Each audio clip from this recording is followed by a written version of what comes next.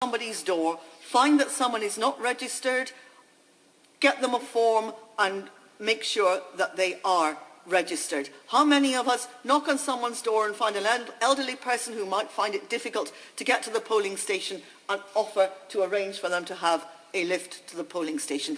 That is what we do on all sides of this House. Okay, we sometimes do it if we think that person might vote for our candidate rather than someone else's candidate.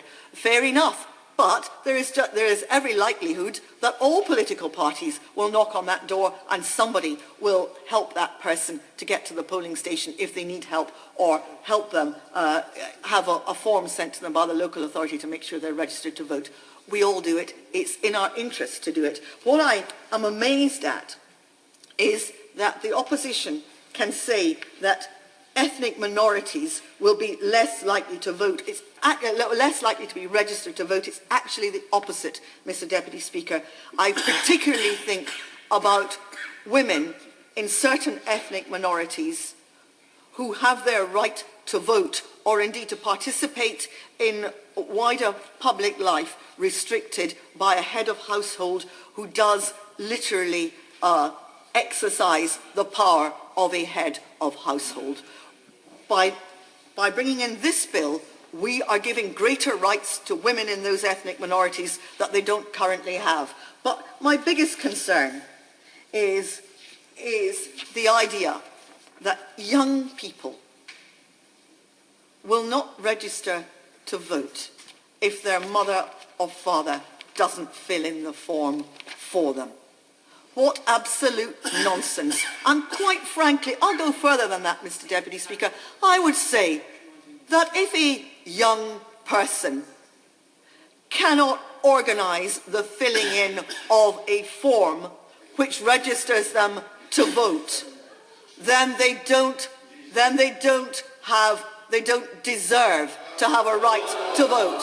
Yes? I thought that might be controversial. I don't mind. I'll give way to the honourable gentleman. Yeah, this argument smacks of their attitude towards the poor in general, the undeserving poor and the deserving poor, the deserving voters, the undeserving voters. Whose political interest is it in? It's in the Tory party's political interest to keep those poor voters off the register. Not in my constituency it isn't, where a very large majority of them vote Tory. I want them on the register. No, this is simply not a reasonable argument. If a person is responsible enough to exercise a vote to decide on the government of this country or at any level of local government, if a person is responsible enough to exercise a vote, then they should be responsible enough to register to vote. Yes, I give way to my honourable friend. Doesn't she agree with me that the Labour Party really should have learnt their lesson by the Bradford West by-election result, where again they relied on community voting, this kind of backward-looking, pernicious and frankly slightly sleazy and corrupt approach to registration and campaigning, and actually it bit them on the backside and they lost by 10,000 votes. It's over. I think there's a question in there. Yes, of course I agree with my honourable friend. His example is a very good one. But we are getting to the bottom of this, Mr. Deputy Speaker, because I didn't raise the issue of party political advantage. The opposition raised the issue of party political advantage. Of course, I'll give way to the Minister. Honourable fellow Lammy, just on the point about young people, I think members who don't think young people will register are being overly pessimistic. As I said, I just draw their attention to when I visited Northern Ireland. I looked at the fact that with individual registration